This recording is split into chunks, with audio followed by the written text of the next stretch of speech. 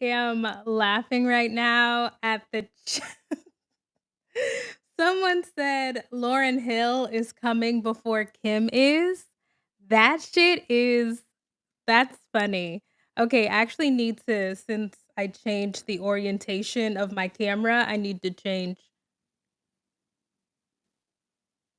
Okay, this is better. Yeah. Hey y'all, how are you doing? I'm great. Thank you so much for asking. It's me, Kim, and I am back for another video. All right, we're here for another it's not quite late night, you know what I mean? We're here for an evening, shall we say, live stream about some pop culture stuff. I realized that before I get to the Risa thing, I needed to come back over here and do some pop culture stuff that is just piling up because I have a lot of feelings about it. But hi, I'm closer, so you're just, we're seeing things. But let me look at the comments while you're here.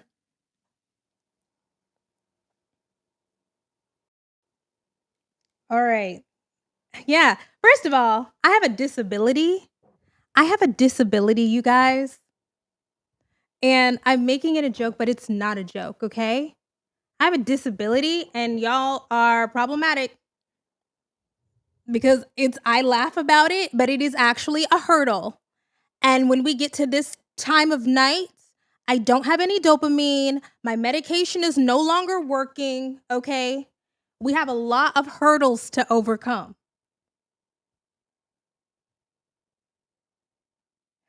Okay. Um So we are going to talk today about Normani, Beyoncé, Usher. My last upload to this channel was about Dua Lipa's Grammys performance. Since then, she has released the video for Training Day, so we can talk about that. And we also need to talk about, and I'm a little bit ashamed. I'm a little ashamed, but today I read a really long profile of Tom Sandoval in the New York Times, and I have some thoughts about that. I have some thoughts about Tom Sandoval and whatever he is trying to do. I will talk at one point about why I switched from Vyvanse to Adderall. But mainly it was because Vyvanse is so expensive and it was not 10 times more effective. It's 10 times more effective than Adderall. I mean, it's 10 times more expensive than Adderall, but it's not 10 times more effective. In fact, I felt like I was having different, weirder side effects on Vyvanse. And it's like, so why am I paying $450 if I don't feel amazing, you know? Because Vyvanse is expensive. Vyvanse is expensive, girl. So I was like, let's just go back to extended release Adderall. Anyways, let's start with no, Tom Sandoval is on this is so stupid, Vanderpump Rules. But we are going to start with Normani. Wait, what is this? Oh gosh, not my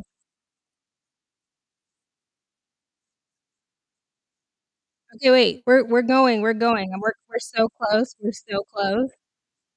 Stay with it, and go. Say I'm a little Okay, skeptical start because over. I want to tell you that summer is going to be lit. Normani's situation makes it very clear that the label is fucking up her rollouts. Well, shit. 2 years later, a whole lot of sitting, waiting, and wishing. 160 pounds lost, and we're finally getting a Normani album. Normani just announced on Instagram that Dopamine, the album, is dropping sometime this year. I will say I'm a little skeptical because we don't have a confirmed release date, but at least we got a confirmation that it's happening. Not only did we get a formal announcement, but Normani has also dropped a little funny aside about where that damn album is and brought the rights to the website called where'sthedamnalbum.com. I won't lie to y'all, I'm a little bit nervous about what we're going to get. Not because she isn't capable of churning out hits or that it won't be incredible, but that I feel as though y'all's expectations put upon her at this point, because it's been so long, are going to be almost insurmountable. I feel like y'all are going to demand perfection almost in the same way y'all demanded perfection from Chloe Bailey. What I'm here to do preemptively is ask you not to do that to this girl. Because truthfully, we don't know what all she's been through with her label. We don't know what personal battles she's gone through since Fifth Harmony went on hiatus. All we know is that we kept getting promised something and it didn't end up happening. And it's easy to blame the person that we think is the figurehead, but again, Normani was a brand new solo artist. I'm not sure she had as much leverage as we'd like to think and assume that she did. Regardless, this aesthetic right here is eating. I can't wait to see what the entire rollout looks like. Let me know what you think Dopamine is going to sound like in the comments though. Okay. All right.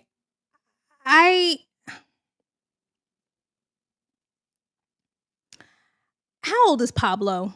Is Pablo a Gen Z person? Because I do consistently find myself out of step with the Gen Z people, okay? No shade to Gen Z, but y'all just a little too touchy-feely for me. It's just a little too, look, this is not show friends. This is show business, okay? Like what? Okay. I think it is possible to have empathy for the hurdles that Normani has had to overcome in order to finally release an album while also calling a thing a thing. If it's not good, it's not good. Like if it's not good, it's not good. I'm proud of you for getting the album out. Congratulations. But it's not, I mean, but hopefully we won't even have to have that conversation, because from what we have seen so far, I I think we might have something here. So we have gotten motivation from Normani. How many summers ago was that? 4 summers ago. We all loved it. We went up for it. She was the next big thing. Motivation, written by Ariana Grande. Incredible video with the signature Sean Bankhead choreography. Sickening. And then she did that VMAs performance. That was really good. It was really good. Very, very solid. We were so excited. Oh my gosh, Normani is here. Fuck Camila Cabello. Yes, you are our girl. And then there was a gap. But she also has done these collaborations. I love Waves. Waves is my shit. She did that collaboration with Sam Smith that lots of people like. She did that collaboration with Khalid. Like, so much momentum, girl. She kills the performances. She looks stunning, okay? She also just has a presence, a star power that for me is just really, we can feel it, right? It's visceral. Then some time passes, question mark, and then we get Wild Side, which for me, Wild Side was my favorite video of that year. I thought from top to bottom, creative direction, choreography, that's a really good Cardi verse, that 90s feel. Honestly, if Timbaland did not sue whoever made that song, he is very benevolent, because that sounds like a Timbaland song, a Timbaland production, but whatever. My millennial heart loved it. Okay. Again, A+++, stunning effort, no notes. Then things went dark again. And we, as potential fans, can't call myself a fan yet, but I'm a potential fan. We hear things about the trials and tribulations that Normani has gone through in her personal life, the kind of back and forth that she has had with the record label. We're empathetic. But, look, time's a wasting, the clock keeps ticking, people come and go, you find new people to latch on to. We got Renaissance, right? Right? Like, So we got Renaissance since then. We got Jaguar 2 since then. We got SOS since then, right? Like it's a lot. It's a lot going on, girl.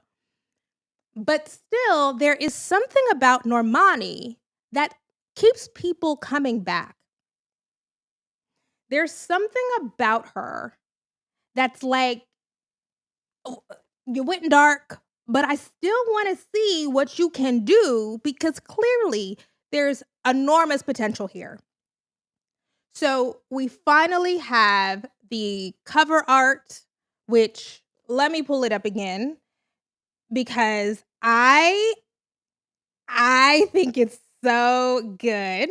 We have finally a name for the album, Dopamine, which I love.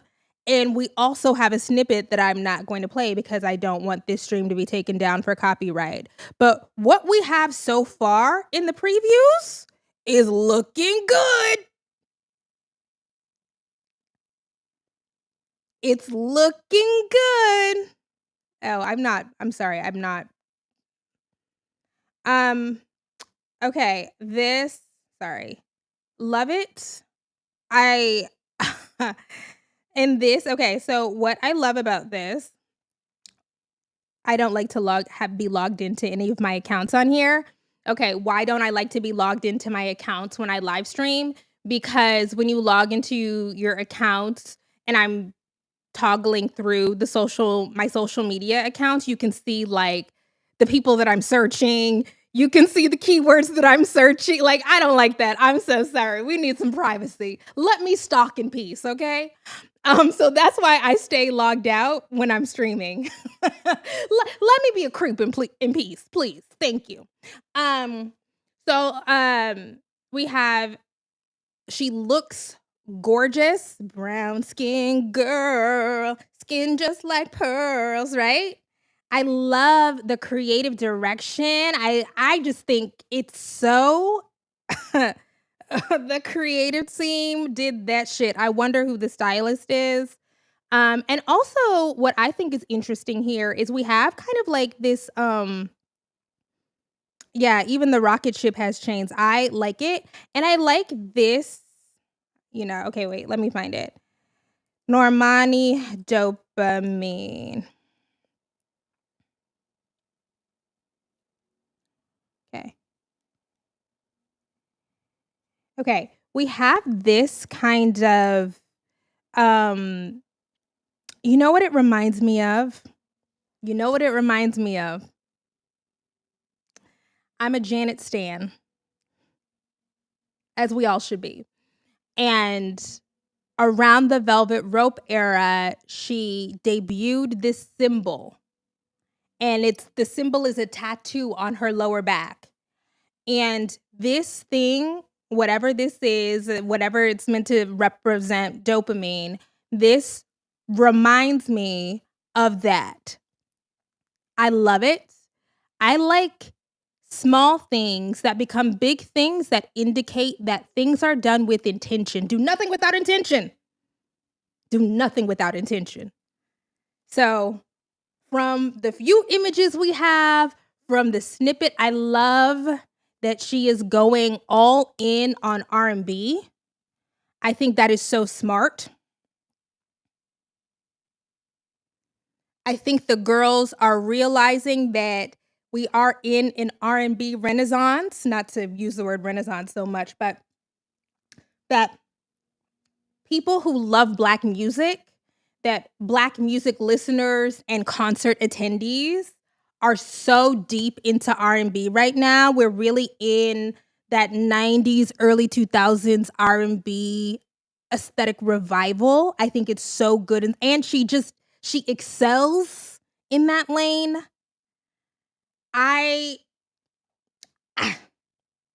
Bitch, Normani bitch, we're rooting for you. We're rooting. Because it feels like all the pieces are there. It's organized, it's clean, it's focused. I saw Sean Bankhead comment under there, so apparently it seems like they're going to be working together. Now, the only question mark we have now is about the release date. Don't play with us about the release date. Don't play. Now, I understand the next couple of months are crowded as fuck. We're supposed to get another Beyoncé album next month. We're supposed to get another Ariana Grande album next month. What's going on? Girl, what's going on? Like, it's a lot of pop stuff happening. So maybe we want to more towards the summer, maybe. Late spring, early summer, maybe. I don't know. But I hope that somewhere there is a date written out. Don't fucking play with us. But other than that, this is great. I'm excited. I saw Camilla is trying to preview a new era. Girl, we don't want to hear it. I'm sorry. I do like a couple of Camila Cabello songs. I do. But as an artiste, it doesn't do anything for me. I'm sorry. No.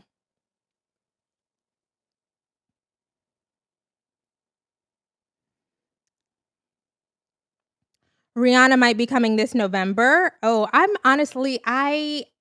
given up on Rihanna the musician. I have.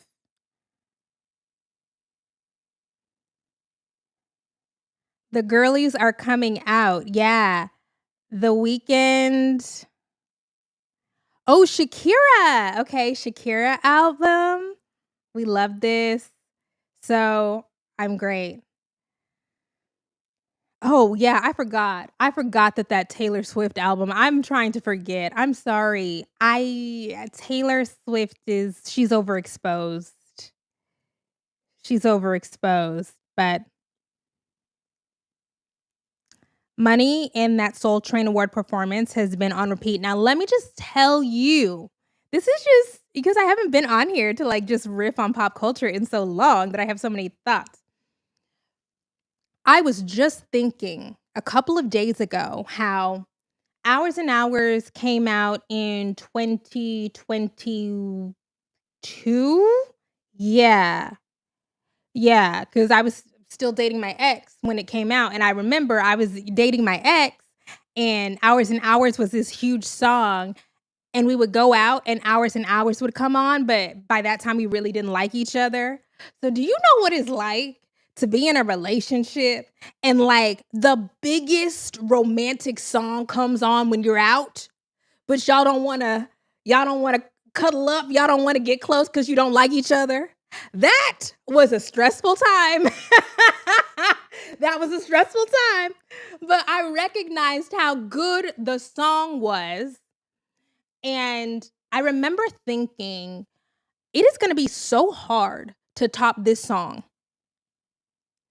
It's just a perfect, classically written R&B slow jam. She did it.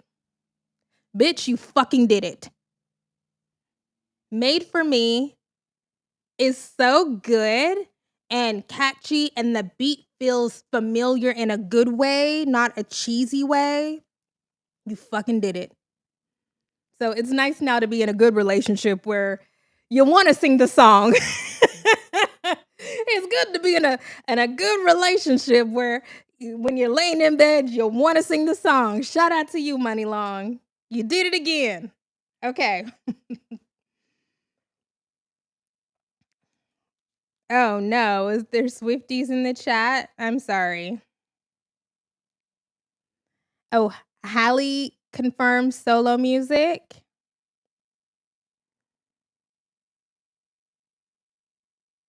UMG taking music off TikTok is impacting Money Long for sure.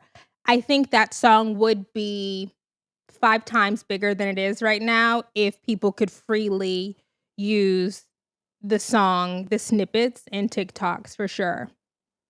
Oh, Casey Musgraves? Okay, wait.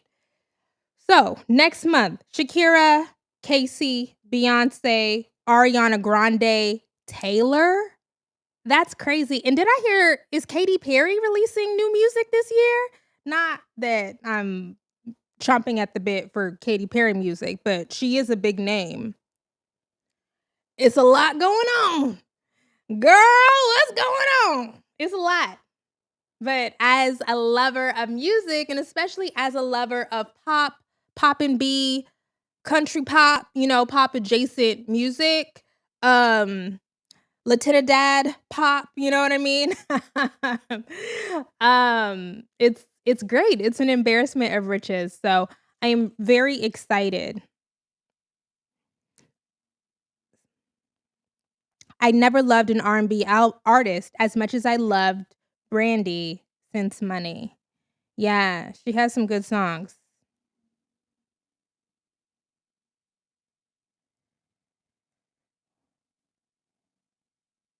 Yes, thank you guys for liking the video. Where are the men? Most of them suck. Usher's album has come and gone. You know, that Usher album, I heard that tomorrow Usher is going to be releasing one of the tracks that he previewed on his live stream that people really liked. But something definitely went wrong in the A&R, I think, of that Usher album because what? What? No. Okay. 2 more comments. Overexposure almost killed Whitney Houston's career. Her management reeled back and had her doing movies for a minute. Yeah, so let me just say that being a global superstar is, I think, 50% honestly, reputation management, meaning your relationship with the public. Do you have your finger on the pulse? How do they feel about you? Are they into what you're doing? Are they vibing with it?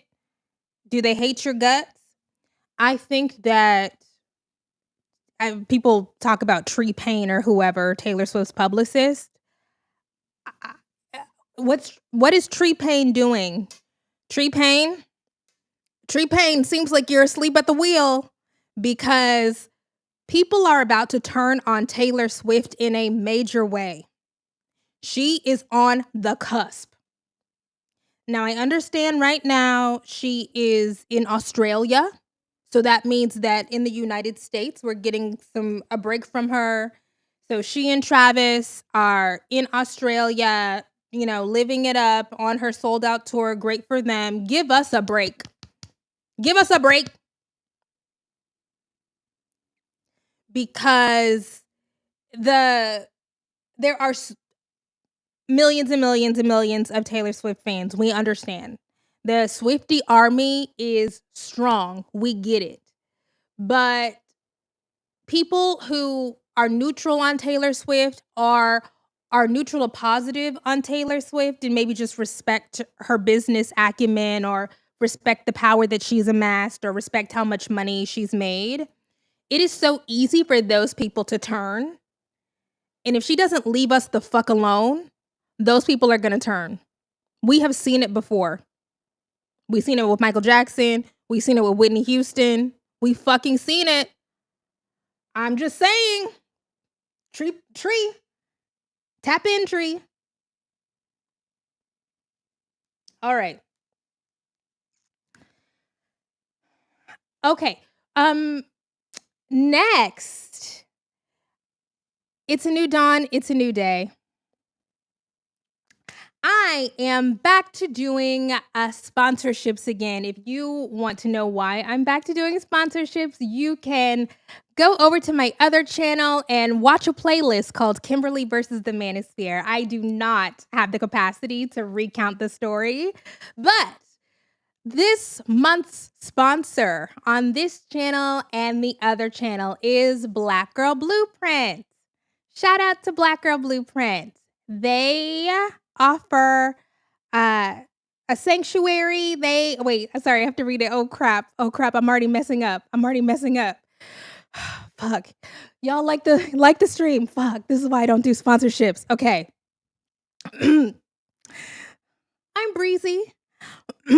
That's a friend's reference. Are you ready to transform your space into a sanctuary of inspiration and empowerment? Introducing the Black Girl Blueprint, your destination for captivating wall art that celebrates the beauty, resilience, and diversity of Black women. From vibrant portraits to powerful affirmations, each piece is a testament to the strength and individuality of Black women. Visit their online store at thebgbp.com and discover art that speaks to your soul. Elevate your walls, elevate your spirit. The Black Girl Blueprint, where art meets empowerment. Shop now and let your walls tell your story. And currently, they have free US shipping. So click the link down below. Okay. Thank you to everybody who supported the last time. All right.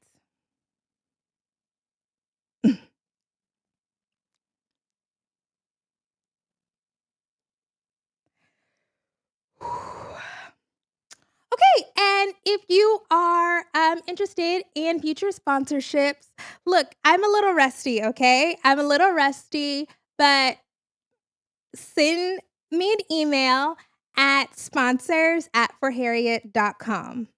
We actually do have somebody lined up for the first 2 weeks of March, so that's good. People are reaching out. I love this. And actually, I prefer to structure the sponsorships in a specific way because that's a business thing that I won't talk about here. But anyways, feel free to reach out. Thank you so much. Next, we need to talk about Beyoncé.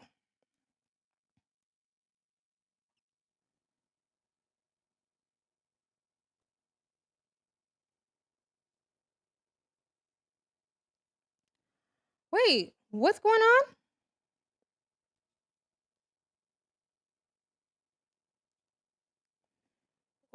Wait, what's I'm sorry, there's stuff in the chat. I'm sorry. I'm trying to catch up on the chat violence. What's happening?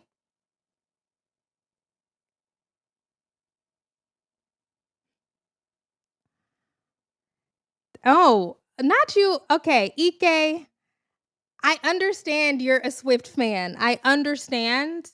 Um, but when we say Taylor actually does need the media, right? So, Jude, do we have to do this? I guess we do.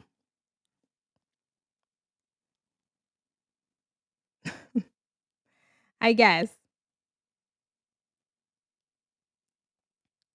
Okay. So, currently, Taylor Swift and the media have a symbiotic relationship, meaning they help each other, they propel each other. Taylor helps mainstream media get audience and attention and revenue, right? We saw the Super Bowl had the highest viewership ever. I think it's part Taylor Swift, part Usher, because Usher is phenomenal. Female viewership of the NFL increased 10 or 11% since Travis and Taylor Swift have gone public for sure. That stuff helps Taylor Swift. If there is a turn, a shift, will Taylor Swift still be incredibly popular and powerful? Will she still be able to sell out arenas? Sure. But a part of the way that she maintains that being honestly probably the most powerful person in popular music right now is because the media is so invested in propping her up to be the most powerful person in music. She can still be rich and influential and famous without that. That's what we saw with Michael Jackson.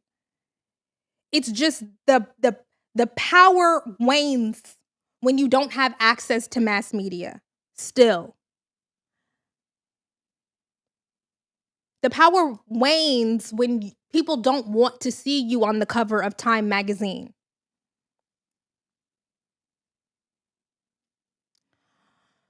Okay. But anyway, she's fine.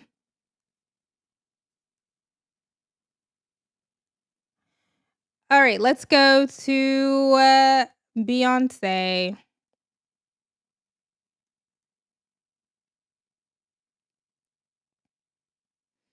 Okay. Beyoncé becomes the first Black woman to top the country music chart with her single Texas Hold'em. So, the same day that Usher performed the halftime show at the Super Bowl, Beyoncé started a Verizon commercial. And at the end of the commercial, she said, "Drop the music." And we were like, "What the fuck are you talking about, Beyoncé?" And she released 2 new songs, Texas Hold'em and 16 Carriages. I love both of those songs. I am a long time country fan, true blue pop country girl. One of the best concerts I've ever been to, and I've been to a lot, is the Casey Musgraves concert for the Starcrossed tour. Now, even if I didn't love the Starcrossed album, it was good. It was fine. It was good, but it's no gold. It's no golden hour. The tour was spectacular. Just a perfect show, truly. And it was just Casey on a beautiful stage with incredible technology, a band, cute outfit, and a guitar. Killed it, okay? So I am already predisposed to like whatever country foray that Beyoncé dabbles into, whatever she dips her toe in. But I think these songs are really good songs. And are they the most innovative structurally? Are they the most innovative lyrically? No. But if we're talking about do nothing without intention, Beyoncé is absolutely a do nothing without intention person. And I do think that demonstrating off the bat that she can master the fundamentals of old school country, banjo country, steel guitar country, the kind of country music that a lot of the biggest names in country right now are trying to get away from. I think it's really, really smart. It's effective. And I've been reading deeply about the history of genre in the United States. And I guess, as you can probably guess, the history of stark genre delineations in the United States is rooted in race. It's also rooted in class. And I am interested to see how Beyoncé navigates this era and how closely it aligns with the things that I am reading, the books that I am reading, the articles that I'm reading. Ooh, this is like a whole separate video, but even Texas Hold'em, right? Gosh, I don't wanna freaking blow my load too soon. I don't wanna give the thesis away, but Texas Hold'em is such an interesting song because for 3/4 of the song, it's straightforward, old school, hillbilly, country music, right? And then at the end, it shifts and it gets bluesier and it gets more soulful. And that mashup, right? Like that confluence of influences that are honestly, there's a lot of Black music influences even in country, right? But intentionally melding those genres together in that, how long is the song? 4-minute song that does get played on country music. It's so smart. I have so many political critiques of Beyoncé. I also have some uh music critiques of Beyoncé, but I think that these last couple of years of Beyoncé creative output are so good because they're so careful, is the word that I'm going to use. Everything is placed so intentionally. It's so methodical. And speaking of methodical, at the end of Texas Hold'em, she says, when she's like, I'll be damned if I cannot dance with you. Na na na na na na na na na na na. Me too. Pour some liquor and some sugar on me too. And it's boots, spurs, solargenic. I'm pretty sure that solargenic. People are like, what the fuck is solargenic? I think that that is an Easter egg. I'm pretty sure that solargenic. Okay, not me going off on my.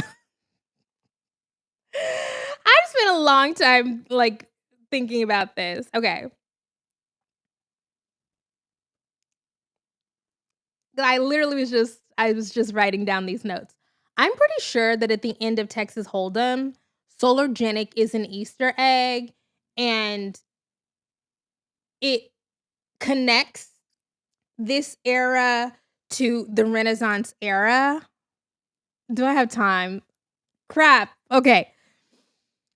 So, in the visuals, the Renaissance era visuals, and especially if you went to the tour, there's so much play with light, right? Like if you're an art history girl, like chiaroscuro, the interplay of lightness and darkness, there's solar flares, there's reflections, and that makes perfect sense if we think about the history of Black artists' engagement with Afrofuturism and think of the way that like a Sun Ra and the kind of imagery that they dabbled in, the kind of imagery that like a George Clinton dabbled in. If you read that literature, it's like we are sun people. We are like we belong in space. And so like Black people are from the future, right? Is what those funk artists were saying in the 70s, okay? Like, we're not from here. We're from the future. What the fuck are y'all on, okay? Like we're from outer space. And so that makes me think that solargenic, which is not a word, is an intentional way to connect that song to the previous era. Are you with GP? Are you with me? I'm gonna have to like go back and like say that in a more structured and organized way because I really was just riffing that. But I truly think that there's some really fucking cool stuff happening with regard to imagery and lyrics here. Okay. Anyways, back to Texas Hold'em. Love the song. It's fun. It's light. I do think it is a better song than Break My Soul. I do. I do. I was never a Break My Soul fan. I have always skipped it on the Renaissance album. Didn't love it on the tour. I just sat through Break My Soul in order to get to Energy because that was my shit. But this is a better first single for sure, and it's performing better than Break My Soul did. In fact, if I remember correctly, Texas Hold'em, just on the Hot 100, is Beyonce's best performing first single either ever or her best performing first single since Crazy in Love. Like something crazy. The highest debut. Yeah, I'm pretty sure that Texas Hold'em is Beyonce's highest debuting single ever on the Billboard Hot 100. That says something. I've always believed that Beyonce has chosen over these years to not make hits. One of my principal critiques of previous eras of Beyonce is like, these are good songs. I like the songs, most of them, mostly, but they're not hit, like undeniable. I like a hit. I like a hit. Texas Hold'em is an undeniable first or second listen hit. And it's nice to see Beyoncé be like, yeah, I can do that at this point in her career. Even if I do think that it is cowardly to not speak up about Gaza. Even if I do believe that. The artistry, I think, is really, really good.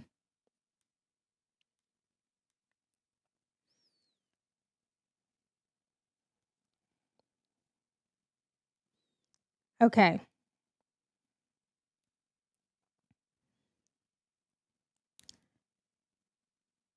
Yeah, I understand y'all are standing break my soul. I get it. It's not for me. I get it.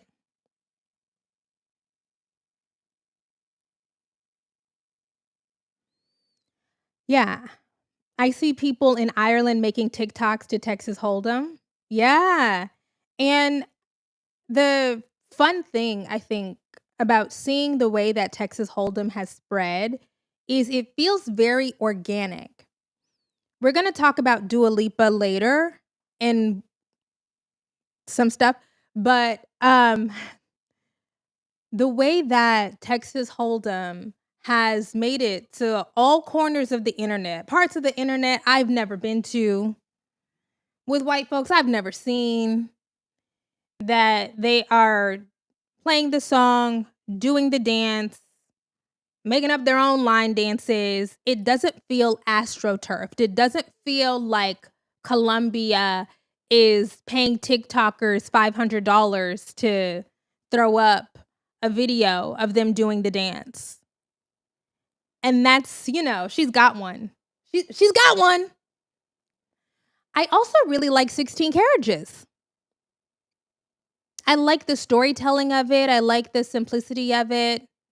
A great restrained vocal performance from Beyoncé. I love the imagery.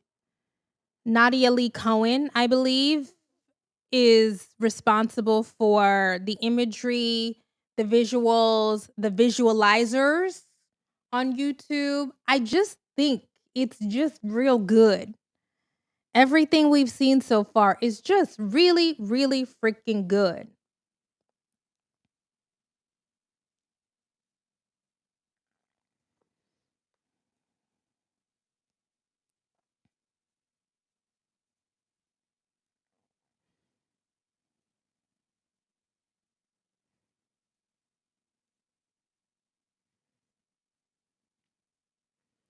What if Act 2 is actually more bluesy than country? Well, the line between blues and country is honestly thin, thin, thin. But I actually don't believe that from the visuals that we have gotten so far that that is going to be the case. I just think from all of the visual clues, from the little snippet that we've seen, the Beyonce Texas billboard, the Paris, Texas reference in that snippet, in the visualizers. It's Western wear. Capital W, Western wear. I think she is intentionally telegraphing that to make a connection for sure. And even the Dolly Parton hair at the Super Bowl. I and whatever get up she had at the Grammys. I feel like at the Grammys, Mama was like, I'm just here so I don't get fined, Um, it's it is the symbology. The symbols are very distinct. So I would bet money that this is a pure country album. I would.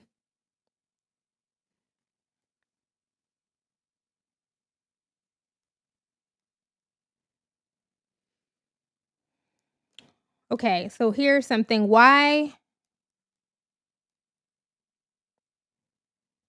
Crap, uh why do you think it's important for Beyoncé? I'm not sure what this can you expound? Why do I think what's important?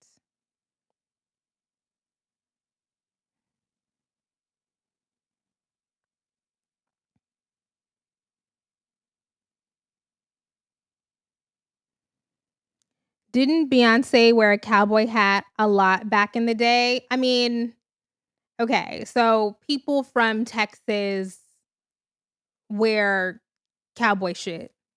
I mean, like Western, I mean, like, so yes, they were very Houston with the fringe and the boots and yes, for sure. Going to the Houston rodeo.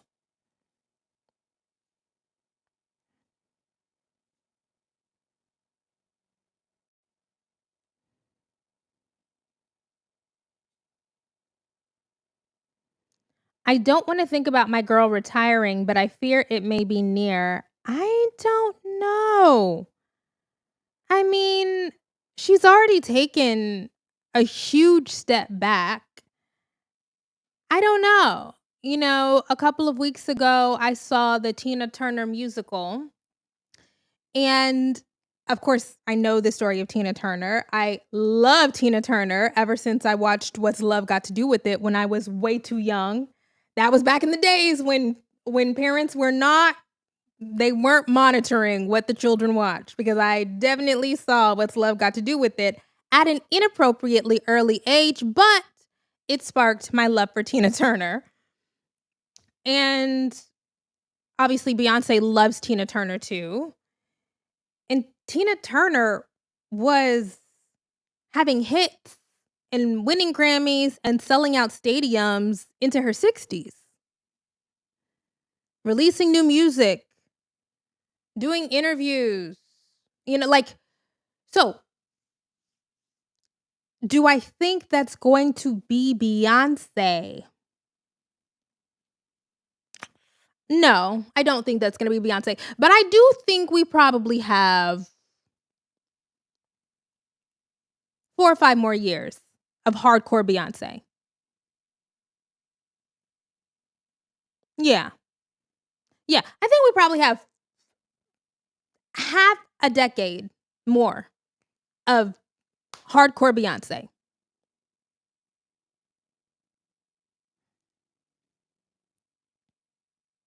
The other thing about this becoming the first number 1 country song by a Black woman, which is insane, um, is I saw another article in Billboard about how all of this attention that people are giving to Beyoncé helps other Black country artists, because she's so big that the light shines on everybody in the radius. And so I love Tanner Adele. I've talked about Tanner Adele here before. Um, there's some I don't want to. Anyways, I love Tanner Adele for sure. I 100% endorse her. I like her fusion of, it's country in B. I say pop in B. It's it's country music infused with rhythmic elements. Country and B, that doesn't have a crap. Rhythm and country, crap. I need a new freaking moniker for the mashup of country music and contemporary Black music. Let me think about that. But anyways, it's a good balance. I'm not the I'm not the biggest Kane Brown fan, because I don't love that balance. But I like Tanner though. Okay. Oh, okay. But the other thing is, um, it's interesting and fortuitous, or I don't know, is it God? Is it the way that the universe has lined up perfectly that in the same span of time, in the same time frame that Tracy Chapman became the first Black woman to be the sole songwriter on a number 1 country song, Beyoncé follows up soon thereafter and becomes the first Black woman to be the artist of a number 1 country song? Do I think Beyoncé's been working on this for a million years, right? In 16 Carriages, she says it's been 38 summers and a something, right? So this has been in the pipeline for a long time. So there's no way for her to have been able to prepare that and time it is just really perfect timing. That's kind of creepy. It's kind of freaky the way that that worked out. Because right after we're celebrating Tracy Chapman on the Grammys, right? Like Beyonce shows up in her cartoonish Western gear to the Grammys the same year that Tracy Chapman is performing for the first time on live television in who knows how long with Luke Combs to perform her number one country song at the like that is perfect timing. Destiny, fate.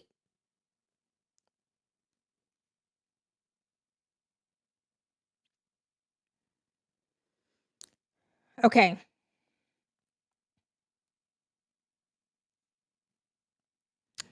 And I think Fantasia killed that Tina Turner tribute.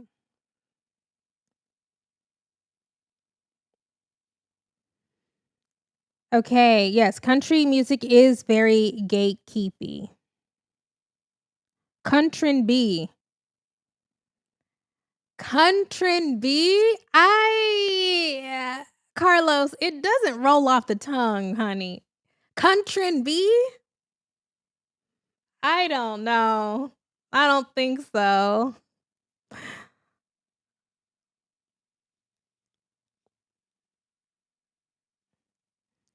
Okay, why didn't Beyonce do the Tina tribute? I don't think we've seen Beyonce do Tina tributes. We saw Beyonce do a Tina tribute all summer last year. And I'm going to be honest with ya. I'm going to be honest with ya. Is this a safe space? No, it's not. But I'm going to be honest anyway. It wasn't great. That's the reason why it didn't make the I'm just saying it wasn't great. When I saw all those pirated videos that y'all snuck or didn't sneak, all those videos that y'all uploaded of the Renaissance tour, and I attended the Renaissance tour, when it was Tina Turner tribute time, I pulled out my phone, girl. It wasn't the best. It, flaws and all, gorgeous, stunning, perfect. River deep, mountain high. No, I'm so sorry, Beyonce. I'm so sorry. Didn't do it. And maybe it's because I love River Deep Mountain High so much as a Tina Turner song. And I think that that kind of rollicking, big orchestral, like the tempo really adds something to it, but dragging it out like it's a dirge. No. Okay, but that's enough on that. I'm sorry. Uh Fantasia killed it.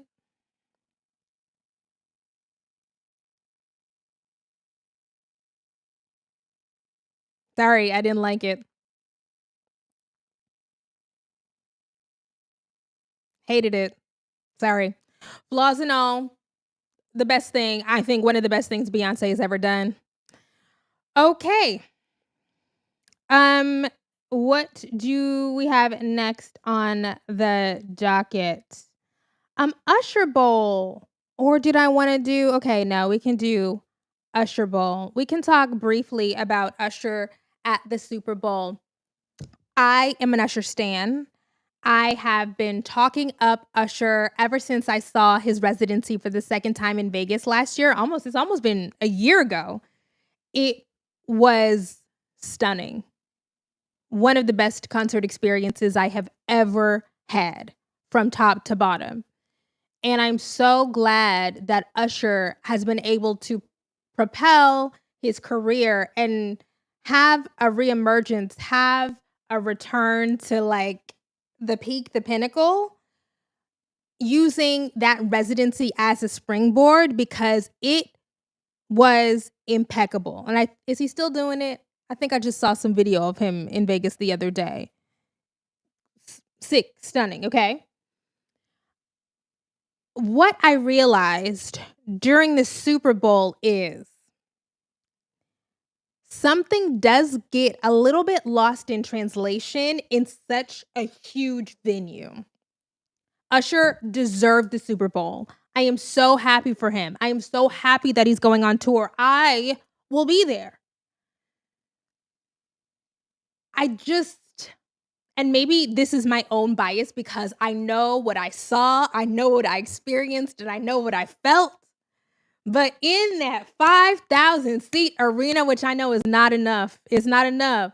But there was something so electric, when you can feel the energy reverberating off the walls that can't be replicated when you are performing to that many people. That doesn't mean that it is not a great performance, because it was. The other thing is, we are used to hearing pre-recorded vocals. We are used to hearing live to tape vocals. No shots. So when I hear criticisms of the fact that you can hear Usher breathing, or every single note is not absolutely perfect, it is because you're used to hearing vocals that sound live but aren't live.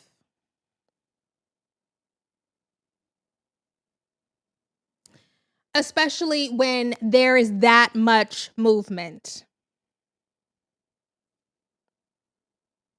So anyways, I loved it. Man, so we were all doing our, what do you think he's gonna open with? What do you think he's gonna open with? And I truly thought he was gonna open with Yeah, but I get it. That would have been too predictable. I'm basic, I'm sorry. And he opened with Caught Up, which I liked. I thought that was a good choice. And we go, into the medleys, the songs. When you don't have to call, when after tonight, don't leave your girl around me. Oh my, I get chills every single time. When he does that, like the side move, when he's like sliding into the club and they're doing the synchronized side move, chills. So good still. Shout out to the Neptunes. What a song.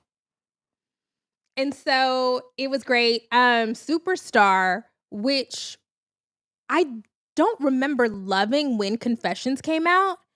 I don't remember being obsessed with Superstar until it had that reemergence on social media. But that moment of him being on the stage and having the spotlight on him and just singing the falsetto, so good. Alicia, baby. Alicia.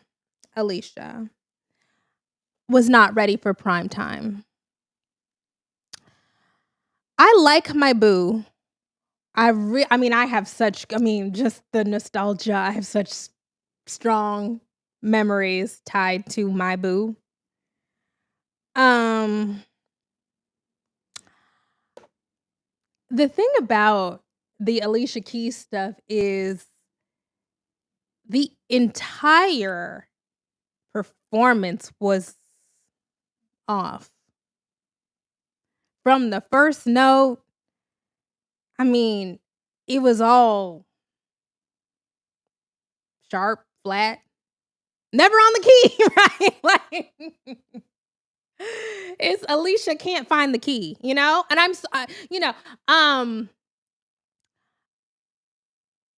look, I am not a brilliant concert pianist. I just can hear. That was unfortunate. I'm sure that was very embarrassing for her. It I'm sure it was embarrassing for Usher, honestly. She just wasn't ready. And it's interesting because Alicia has been releasing music. She has been touring, right? It's not like this was her grand return after all of these years of not doing music. So what you been doing?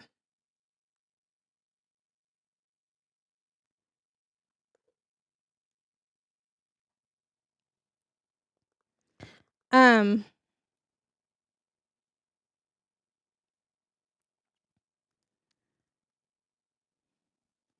My whole family shrieked like we heard nails to a chalkboard when we heard Alicia. Yeah. Yeah, I'm gonna be honest with ya. Alicia needed a recording. She did. She needed Memorex. It's so crazy. Y'all, if you're if you know what I'm talking about when I say Memorex, then you're old and we're old together. Okay. So yes. Uh the athleticism of Usher's Super Bowl performance. Usher is almost 45 years old. One of the things that I found to be so stunning when I went to the concert in Vegas was there was no 10-minute break where Usher is backstage and he's catching his breath and he's sitting down and we're just watching the dancers. It wasn't that. It was a couple minutes break, but it wasn't like a halftime. So seeing him skate and sing and dance and sing and take his shirt off, right? And sing, right? It's just so fun. It is invigorating. It is awe-inspiring. He was by far the oldest athlete on the field at the Super Bowl. And so when you think about that, it's like you fucking like you really fucking did it when he took the time to shout out his mom, who used to be his manager for a long time before they fell out, right before he married Tamika Foster. No relation, but no shade to her. Um, so seeing how far he has come and how much he's been able to do and stay in such good shape and stay in such good voice, he deserves everything, every single thing. Totally.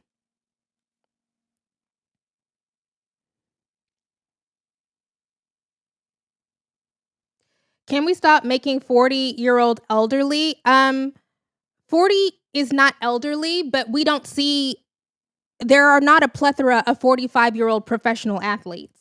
It's it's not a thing. So no, it's not elderly, but bodies do what bodies do, and wear and tear does have an impact over 30 years. And so being able to stay in such good shape and to perform at that level is remarkable. It is not the norm. He's way outside of the norm.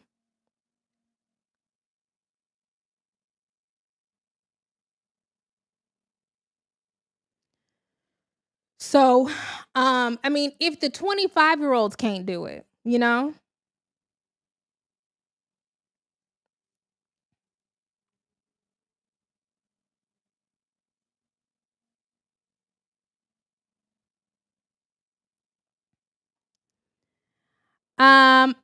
said Dua needed a backing track. Let's be honest and say Usher could have used. I mean, he could have used a little bit of support for sure. It definitely would have added to it, but Usher can sing and entertain in a way that Dua simply cannot. Don't get me fucking started on my Dua shit. Because I'm going to tell you, if Dua was giving a top tier performance, if she was even giving us Dance Mom's choreography, okay? I would say, you know what? It got a little pitchy. It got a little pitchy. But look at what she's doing. But when Dua is giving us hair shake, hair shake, hair shake, flip, flip, flip, shoulder, shoulder, shoulder, I'm probably not going to be as sympathetic when the vocals are bad.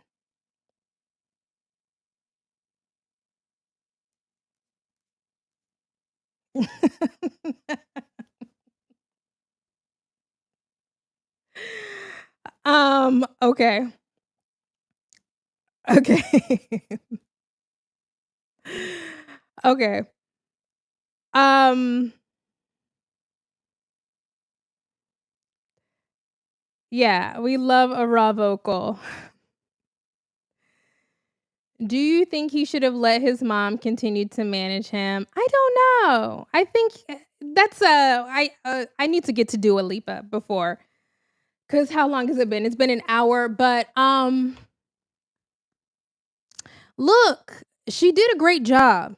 I mean, Confessions is still the highest selling pure R&B album of all time. I know people are like Thriller, but I consider Thriller to be a pop album. So if we are taking Thriller out of the mix, Confessions is technically, oh, or is it but The Bodyguard is pop too, right?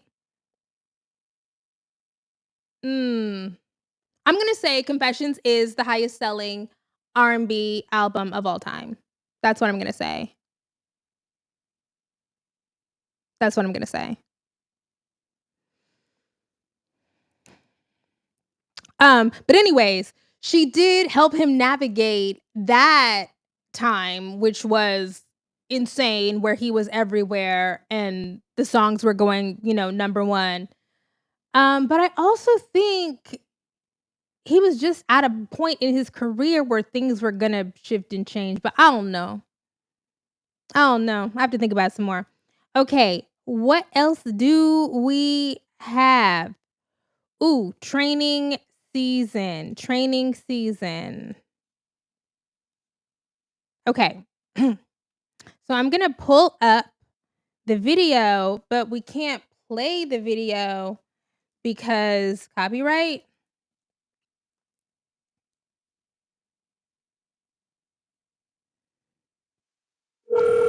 Okay. So Dua Lipa is full on in a new era. Okay.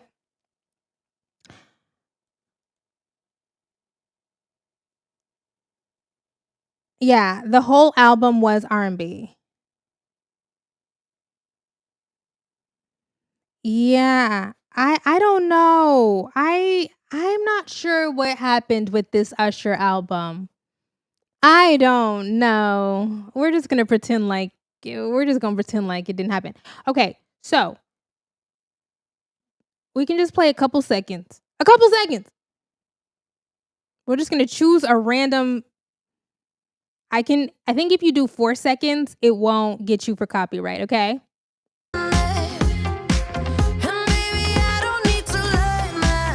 That's enough. That's enough.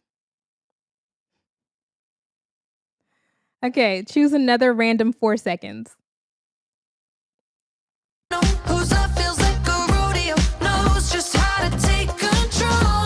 That's it. That's it. That's it. Whew. All right. So, what are my thoughts?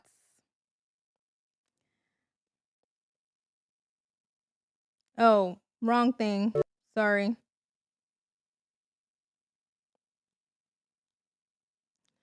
My thoughts on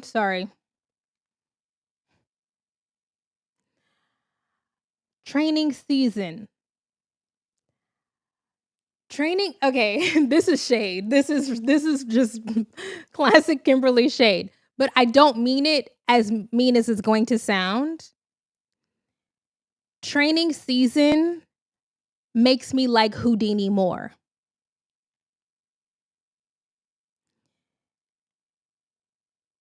And I don't know if that's more of a dig at training season or if it's more of a dig at Houdini. But something is happening. Something um both the song and the video to me are so bland. Okay, have y'all watched the video? The video is her sitting in a coffee shop, and yes, it's rotating, but she's sitting in the coffee shop. The whole video, that is not it's not a visual. It's not. I'm so sorry. I'm so sorry, Dua. That is not a visual. The color palette is bland and desaturated. There's no movement, no momentum, no excitement. There's no sexual tension or chemistry with all of these men. If we're going to have one set and it's all of these men, where's the sex? What am I here for? And by where's the sex, I'm not speaking literally. I'm talking about the tension, the chemistry, the buildup, the excitement.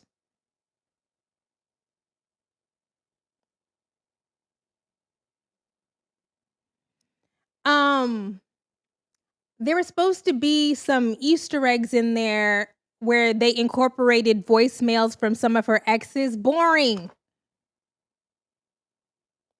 I'm just confused by how boring this is. What's going on? It's like after the incredible sugar-coated pastel blonde vibrant world of future nostalgia that is supposed to be a disco spectacle, right? It's supposed to be awe-inspiring, glitzy glam, okay?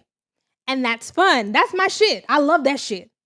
I love it now. I love it when Cher does it. I love it when Tina Turner does it. I like it when Beyoncé. Like, look, I'm sorry. I like a disgustingly opulent. I'm sorry. It's just what I like. But I can do stripped down. I can do stripped down if it is well executed. You don't have to do disgusting. let's not use disgusting. You don't have to use overt over the top glamour to be a pop star. You don't have to do that. I know that. My fave, Janet Demita Joe Jackson, has had several eras where she did not do that. And she had huge hits and broke records and toured the world. Unfortunately, Dua is not Janet. I'm sorry. Dua is not even Willa Ford. I'm sorry. No. What I mean is, I'm sorry. I don't want to be too harsh. Don't send this because I actually do love Dua Lipa. I actually really do love her, and I've spent years talking her up because I love future nostalgia. I went to the tour. I thought it was so good. I like that Barbie song a lot. I just think there's just something here, something in the mix that is just not working for me. Dua is a sickeningly beautiful woman. So she shouldn't need to do a lot. There's just a spark that is missing for me in the training season video and in the Houdini video.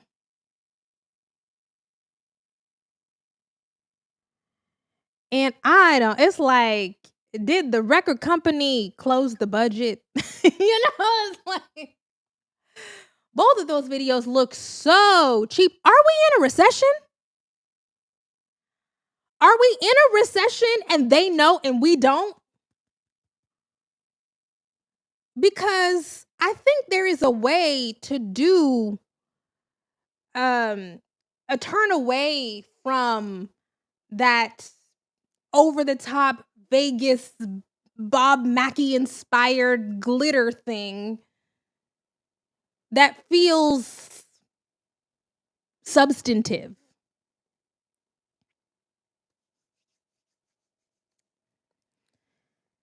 So,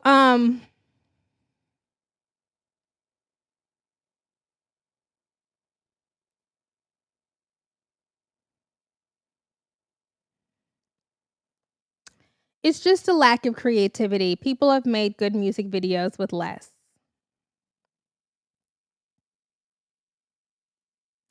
Dua should be grateful Miley performed after her because we all forgot that performance, sweetie. That's true. Honestly, Miley at the Grammys should have been the opener. But look, I'm not closing the door on Dua Lipa. When is the Dua Lipa album supposed to come out? Do we have a release date? Let me look. When is the new Dua Lipa album coming out? We don't have a release date. We don't. I'm not surprised. I'm not surprised.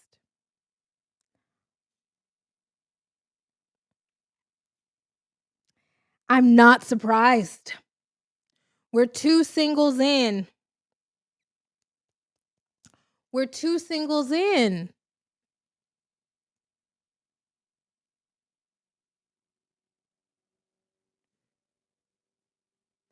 Okay. So, wish the best for her. I like Dua a lot. I like a smart pop star. I like a careful pop star. I like a methodical pop star.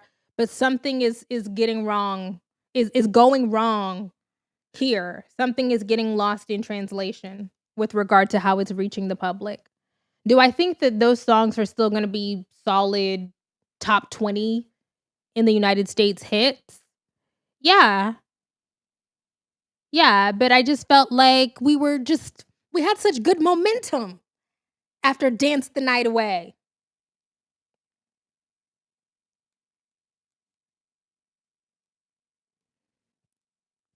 Okay.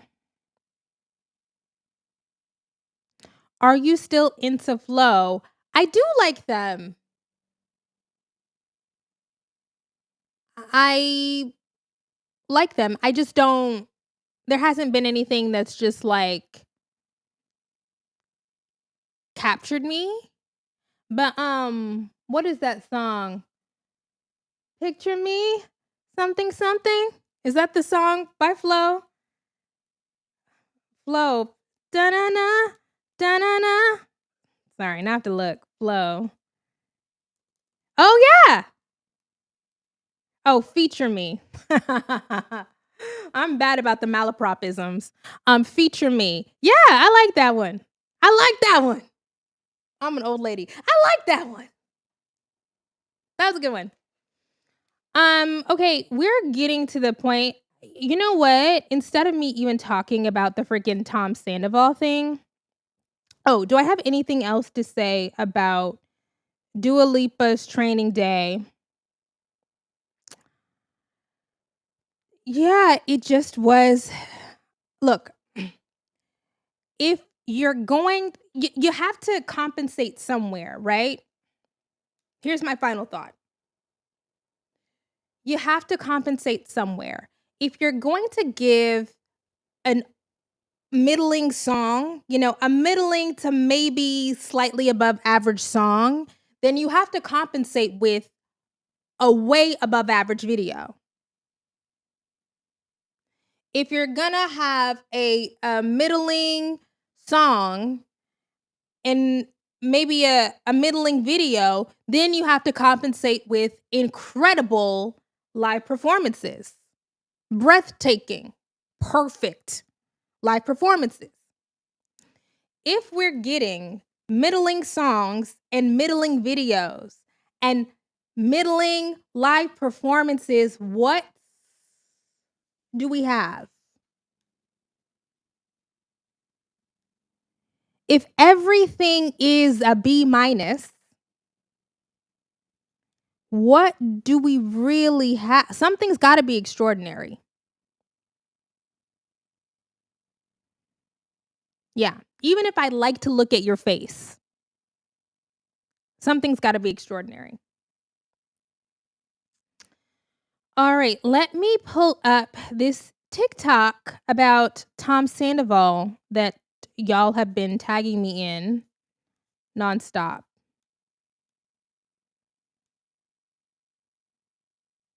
I hope Jewel doesn't see this because I do really like her, and, she seems to have sense.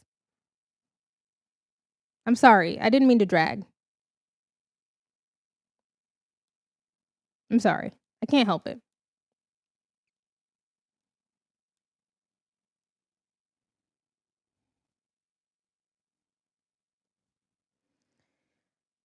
Okay.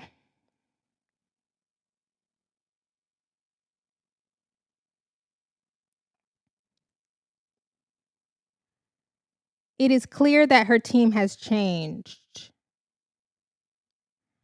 Are you into Infinity Song? I don't know what that is. Um, I like the Olivia Rodrigo album. I don't like it as much as Sour. I think Sour just captured lightning in a bottle. And sorry, let me get in the thing.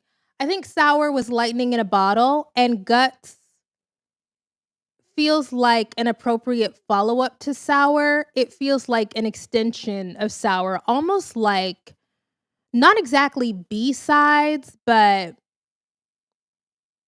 I mean, even the fact that and I'm a purple girl, like, I love the color purple.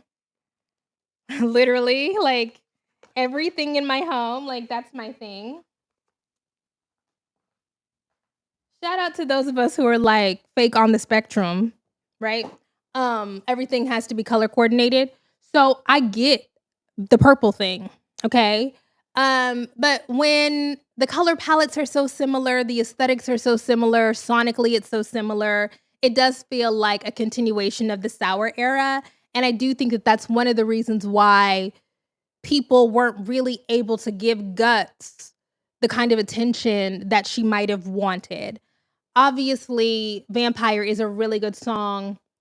Um, I like that All American Bitch song or whatever. I like that one. There's a few on there. I wanna get him back. That's cute. What else on that?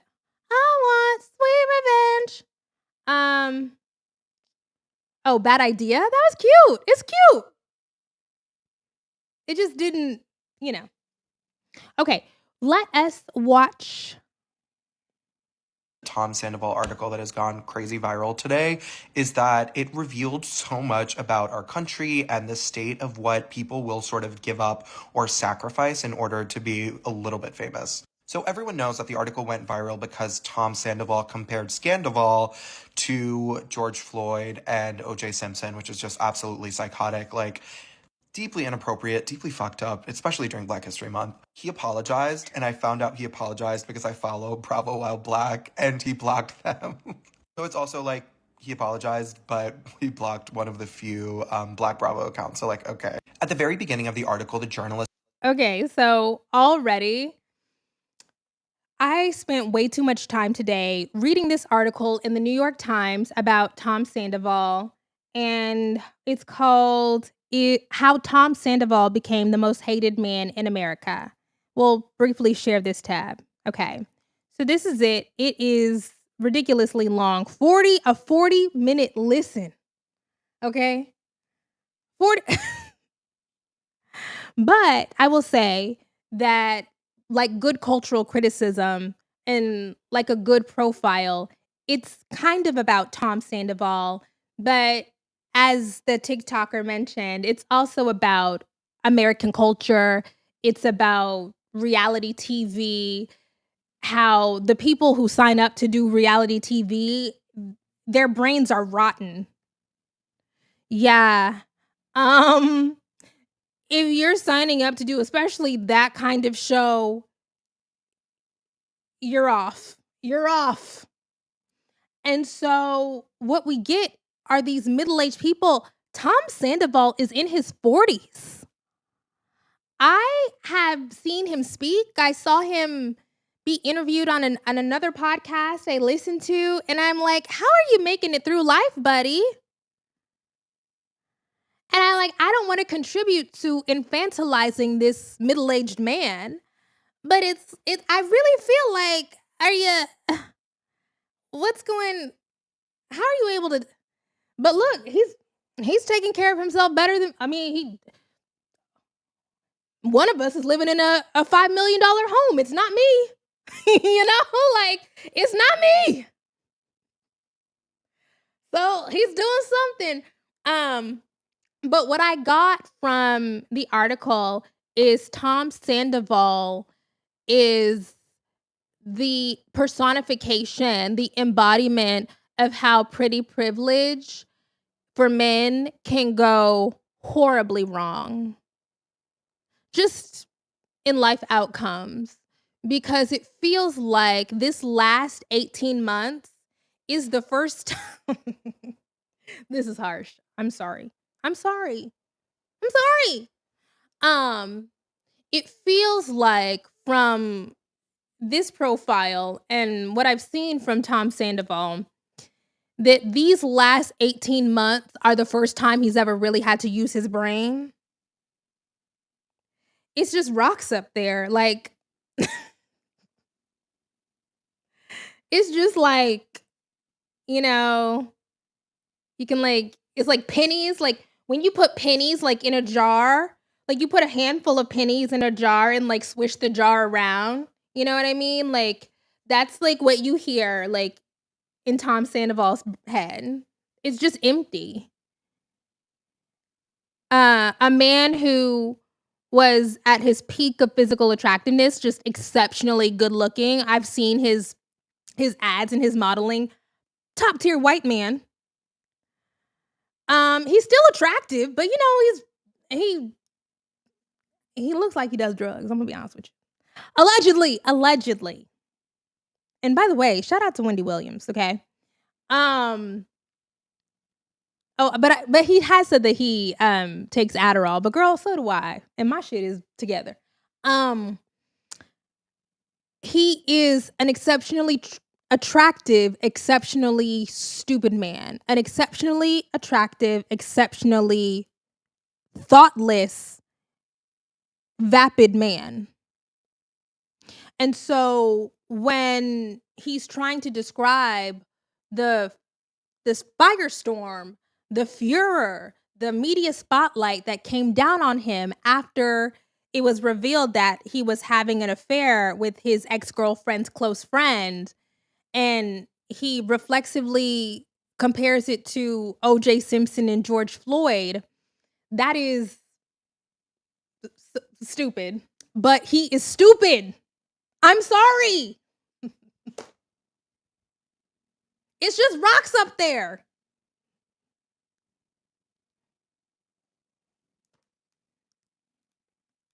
All right. Journalist points out that she couldn't remember interviewing someone who was so eager to speak into a recording device. And she specifically points out one of the key differences between Vanderpump and Housewives, where for Housewives, she says, is more of a weekly cage match in which bloodied fighters are retired once they're no longer useful. And she's talking about the fact that Housewives casts are regularly rotated and like changed out. And Vanderpump has now become a sort of docu-series where we're watching this core group of people live their lives, right? It's not actually about Sir, because none of them are waiters, none of them work at Sir, and whenever they tried to bring in new people who actually do work at Sir, the cast and fans revolted. He talks about his life not in years, but in seasons and episodes. Sometimes he pauses mid-sentence and stares into the middle distance like a doll whose wind-up key is jammed until whatever ambulance, helicopter, or other sound-interfering entity has passed, and then he continues as if nothing happened, even when there are no mics or cameras on him. This man has become so used to being filmed for the last 12 years of his life that even in normal human conversation, he refers to his life as a TV show and stops talking whenever something that can interrupt his monologues and soliloquies so that you can fully hear everything he has to say.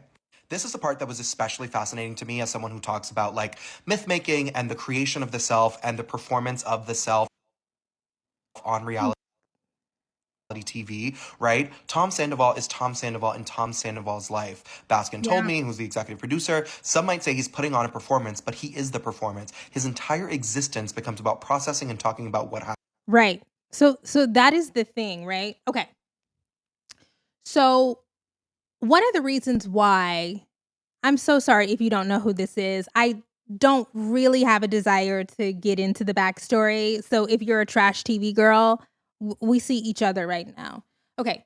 One of the reasons why Tom Sandoval, when the affair was revealed, he consistently came off so horribly in the reunions for Vanderpump Rules, in the interviews after Vanderpump Rules, and in this profile is it feels like there's no interiority.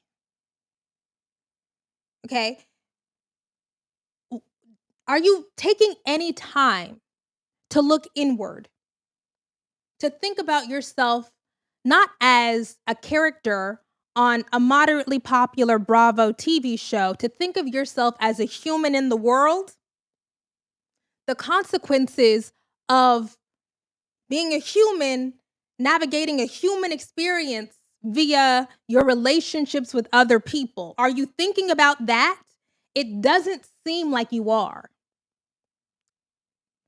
And so that's why anytime he speaks, you're like, what the fuck? it's it's it's giving humanoid. Okay. Happened. In the article, they talk about how in real life, what we all normally do is just like talk shit about people behind their backs. But because on reality TV, the performance is that you have to like confront each other in public and have difficult conversations on camera and sort of always say what you're thinking, that Tom Sandoval will just like monologue and say everything and like speak in these full paragraphs that like isn't normal, right? Like if you ask someone a question and you're like, hey, what are you doing? The normal response will be like, no, nothing much, whatever. And he's like, because I was going to work out, I then decided to put on this tank top and then I went to do that. Like the way that these people speak has become so warped by being on camera. And like reading the entire article, obviously outside of the George Floyd thing and the OJ Simpson thing, which is so fucked up. But like for me, it's now become that even though the payoff for being a little bit famous and like having millions and millions of dollars over the last 12 years, who knows how much money these people have made, but like not only their privacy, but their entire sense of selves have become completely tied to the show and like corrode. Yeah. Yeah. Um it says in that article that they get $35,000 an episode. So they're doing good. They're doing fine. And somebody in the chat said that Vanderpump Rules is the highest rated show on Bravo. I would not be surprised. I haven't fact checked that, but would not be surprised because Scandival was a legitimate cultural phenomenon. I have intentionally avoided Vanderpump Rules all these years, and I love trash. But there's always been something about Vanderpump Rules and all of those shows around Lisa Vanderpump that I just don't like. I just don't, it's not fun drama for me. And so Scandival popped off, and I was like, oh, I guess I have to get into this since everybody is talking about it. And it's fine. It's okay. But there's something about really, these people are white people attractive, right? Like very attractive white people in white people beauty terms. In this love triangle threesome and all of these emotions, and it's Los Angeles, and it's just not, just generally not for me, because they're all stupid. I am sorry. I have to be honest with you guys. I find it difficult to watch. This is, elitist Kim.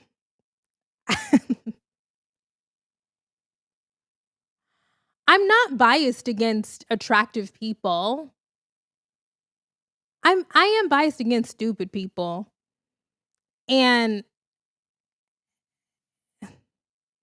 there's not, I don't know, Jesus beat an accelerated reader course, and maybe it's the editing. Maybe it's the editing. Okay?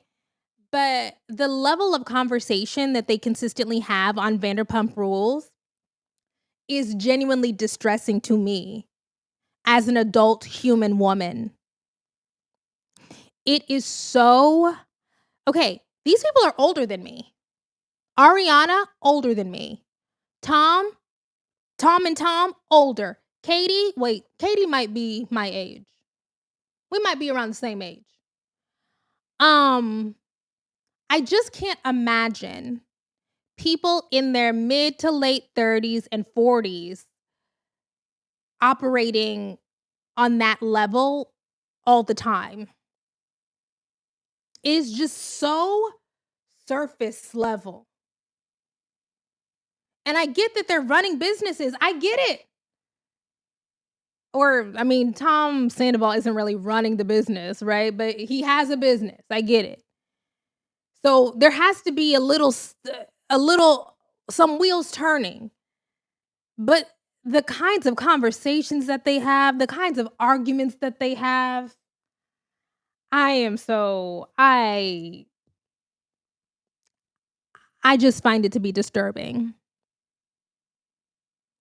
And it's like, wow, how nice to be a white person, an upper middle class white person that white people find to be extremely attractive. And so you don't have to have any thoughts. And I'm talking about all of them. I don't give all of them. You know what? Katie is fine. I could probably have a cogent conversation with Katie. The rest of them, no. What books have you read? Do you subscribe to any periodicals? Do you know what's going on in the news?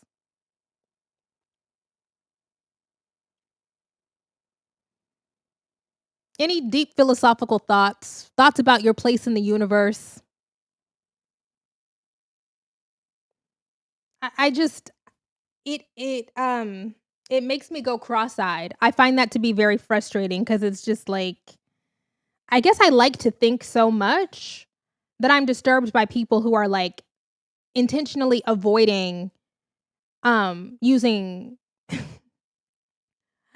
okay, let me not. I'm sorry. I'm problematic.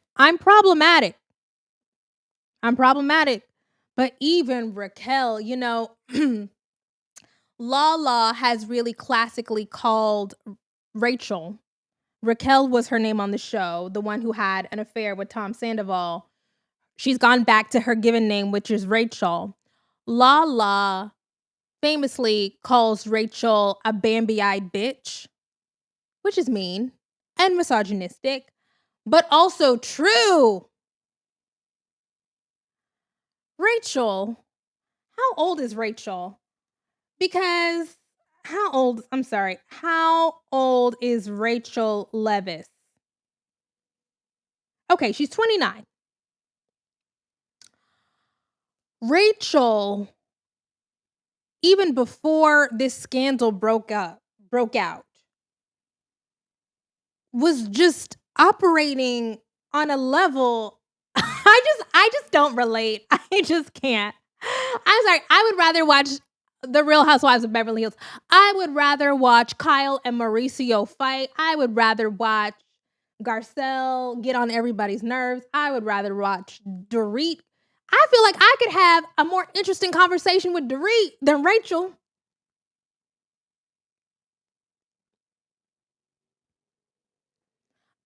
Okay. Anyways.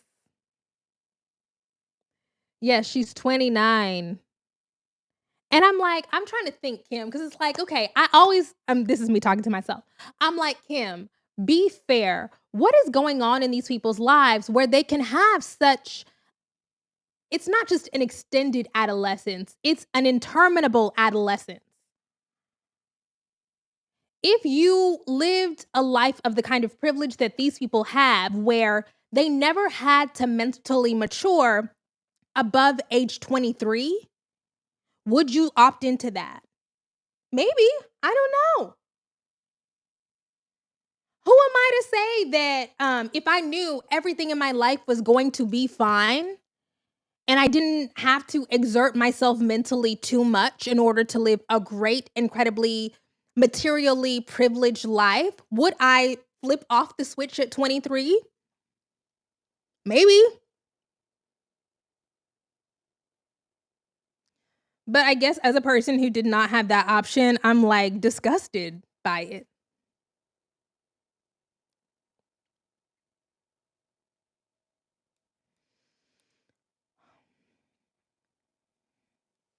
Okay, let's finish this. I'm sorry. It's taking too long. Wrote it almost. During the summer, when Bethany was doing her reality reckoning, I talked about how a lot of people view reality TV as this sort of Faustian bargain where you trade one thing to receive fame and fortune, right? And I think I think that's part of the reason that I'm like so obsessed with reality TV, because there's nothing more American than the pursuit of riches at the expense of everything else, right? Like The Great Gatsby, one of the greatest stories ever told about the American psyche. And so this idea that now Tom Sandoval, because he cheated on his girlfriend of 9 years and is the most hated man in America, is comparing himself to some of the most horrible things that have happened in this country. And O.J. Simpson.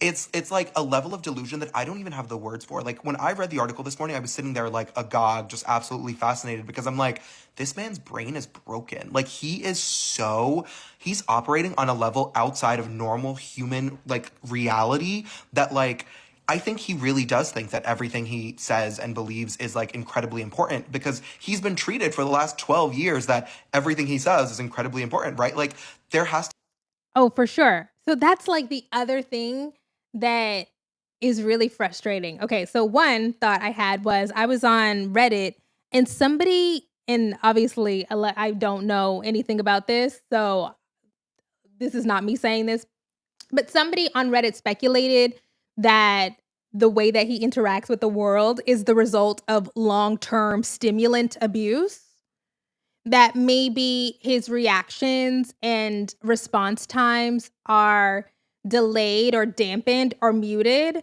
because he has been overusing stimulant medications for a long time.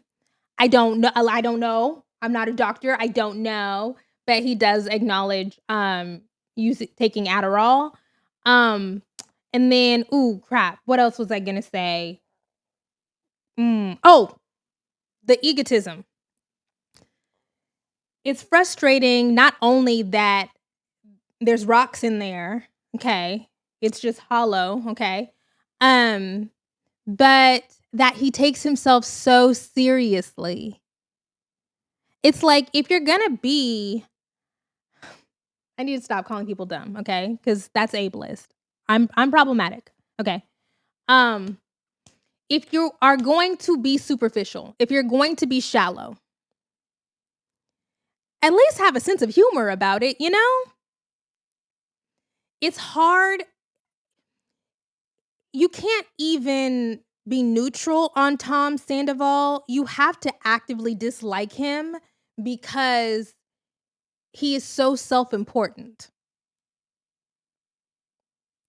be some weird wiring going on where being hooked up to a camera and having every single one of your thoughts broadcast to an audience of millions makes you believe that you are now important.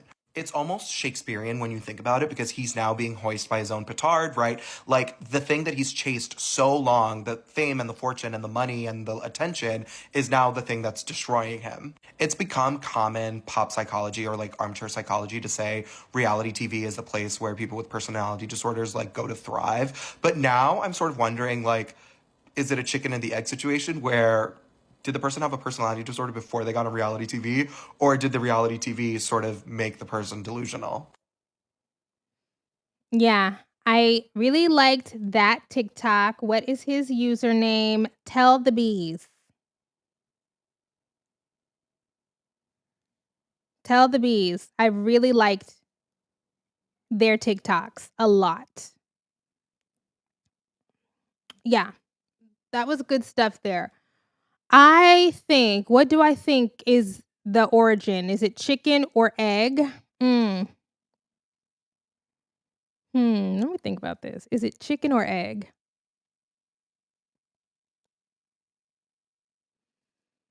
I think that reality TV producers understand that people who have these kinds of traits make good television. I think it would be hard to even be cast if you did not, from the jump, exhibit those kinds of traits.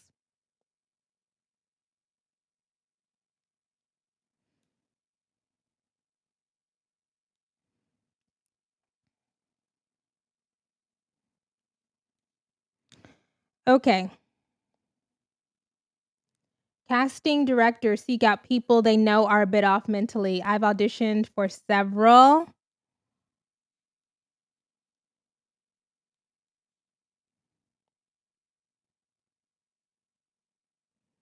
Yeah, everybody loves the person who's down to clown. Yeah.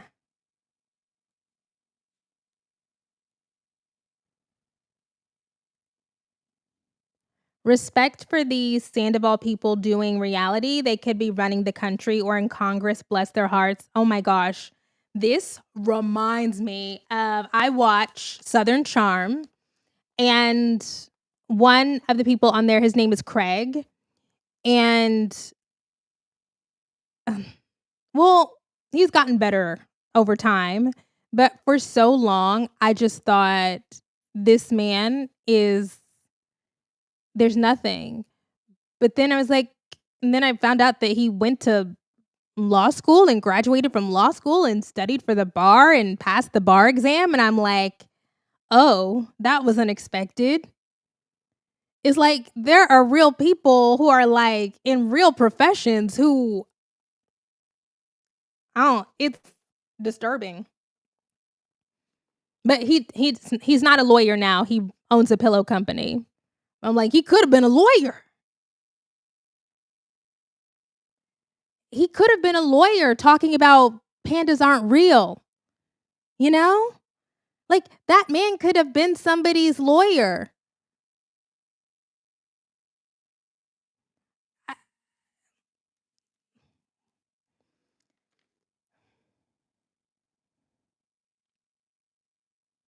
Okay. Anyways, I'm just going through some of these comments.